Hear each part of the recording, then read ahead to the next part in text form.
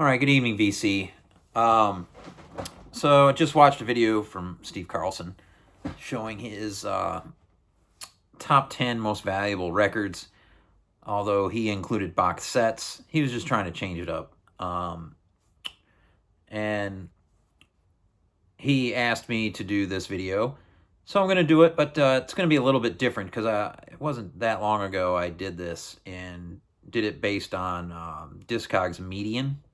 So my top 10 or so most valuable records. A lot of them are still in this list the way I'm going to do it this time. I'm going to do it different just because I've already done this video recently. So I'm going to do it because you can rank your stuff you have logged on Discogs in all kinds of ways. So I did it based on the top 10 as far as the highest records, as far as what they've sold for, like the most, like the crazy price. A lot of this is, well, like I said, a few of these there is crossover, so it makes sense that even it has some crazy, stupid high price that it's sold for. The median is still one that's in my top 10.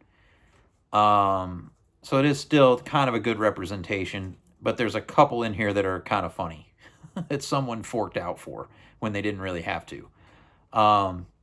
So I just thought it'd be fun to do it this way. So at number 10, you have a record from Africa, an original. This is from 1976. It's a Nigerian album. Tuni Oolana and the Benders, Double Face. It's a very nice copy on EMI. I got this from Matt in LA when he was selling a bunch of African records during pandemic.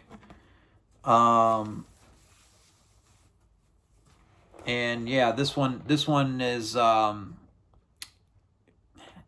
not like Fela Kuti. It's a bit different than that, but it's a Nigerian Afrobeat record.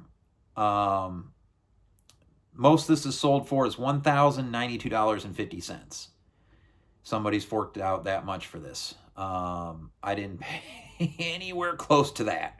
I didn't pay anywhere close to it on most all these prices, but that's what someone forked out for one of these. And of course, who knows what condition was. I didn't go that far. I'm just giving you the crazy prices just because it's fun. All right, number 9, an original from 1992 U.S. pressing of Rage Against the Machine's first album.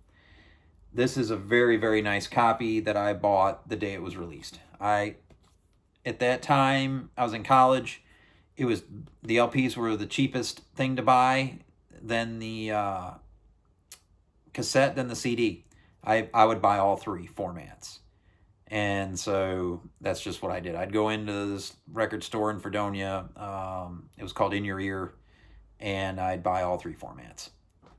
And I still have, this is one of the only survivors from my 90s stuff. I sold a whole box of it to Lunchbox. Someone's forked out $1,099.99 for this record, which is bonkers. It's not. The median is much lower.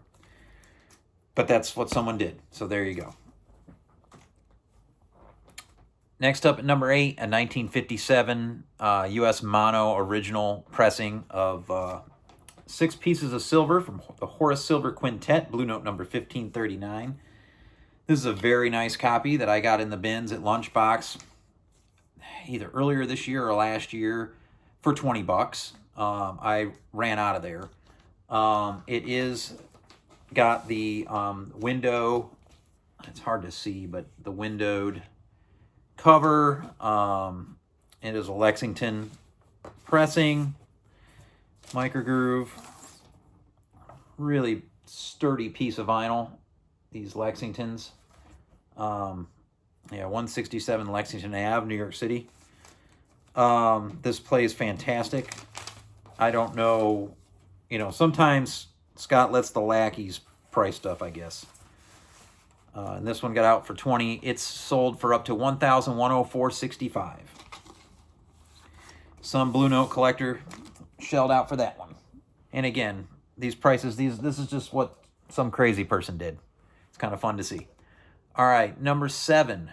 This is a 1981 U.S. original 7-inch that's sold for up to $1,200 once. I, again, paid nowhere close to that. Dylan found 2 of these in an attic and sold them both in his shop, and I bought one that's the first Black Flag. Well, it's not the first, but a Black Flag 7-inch on SST, Thirsty and Miserable. And Life of Pain. This is the Licorice Pizza giveaway 7-inch that a bunch got thrown away, which is why this is pretty rare. I've actually seen it in a shop in Pomona, California, when I was out there with the guys. But I got this from Dylan. It's a mint copy that sat in an attic for years of some record guy, or maybe he was in the... can't remember if he was a record guy or a radio station guy. So there's that. Someone forked out $1,200 for that 7-inch once. Next. This actually, I think, was number 1 in my other video for median as most valuable. It's from 1977, U.S. original pressing on Indian Navigation of the Pharaoh Sanders Pharaoh record. I got this from Teddy years ago for an amazing price. Someone has shelled out $1,212 for this. This, it is rare, but it pops up quite a bit for sale because of the money that it's bringing. People, this record keeps changing hands as far as like, there's a lot of turnover with that record right now. I see it for sale quite a bit. Unless someone's trying to get over one of those European boots on someone on eBay, which could be happening. Number 5, 1961 U.S. Mono Original Blue Note of Dexter Gordon, Dexter Calling. I got this off the wall at Noble Records for, I think, $80. Someone has forked out up to $1,273.26 for this. This is a really nice copy. Cover is in not the best of shape, but the record is fantastic. Sounds, these old Blue Notes are workhorses, and it's a just absolutely stunning copy. Plays fantastic. That's a first New York microgroove label. Then you move to Japan at number 4. This is a 1975 original. It is missing the obi, so we have to consider that on my copy. But someone bought a copy of this for $1,380 on Discogs. This is the Sakatsu Koyo Linkai LP. Wonderful free jazz from Japan. And yeah, some great players on here. William Parker on bass, Ahmed Abdullah on trumpet, to name a few. Just there's 2 side long pieces and a very short 2-minute deal at the end. So there's that one at number 4. This one's a little bit ridiculous at number 3. It's a 1989 U.S. original copy. Someone paid $1,500 for one of these of Soundgarden, Louder Than Love. I probably paid $50 for this at Lunchbox. Maybe 100. I think, no, that was the other Soundgarden record. I think I paid $50 for this. Someone stupidly shelled out $1,500. Who knows if the actual transaction went through? I guess it must have if Discogs records it. Who knows? But yeah, there's your Soundgarden on A&M Records. This is a beautiful copy, but this one's kind of an anomaly on the list. At number 2, a 1981 U.S. original with the hype sticker and everything that it came with. I got this from Mr. Carlson's buddy out there in Michigan, Jim at Radio Wasteland. This is Black Flag Damaged with the parental advisory sticker on SST.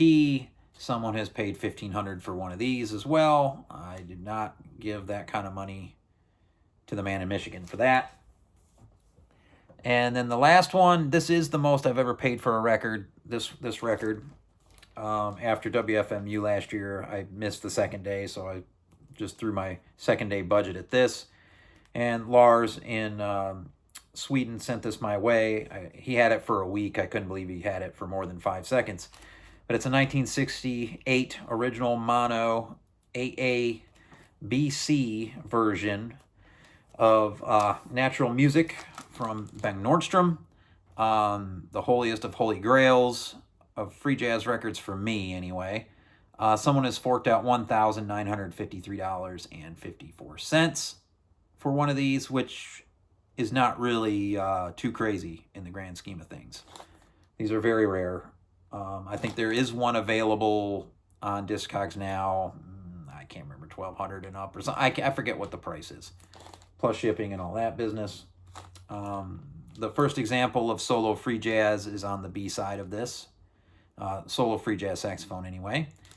There would be some things that would come pretty soon after, like 4 alto from Braxton on Delmark, but this is an amazing LP.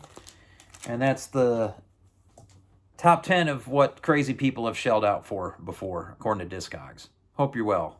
Peace.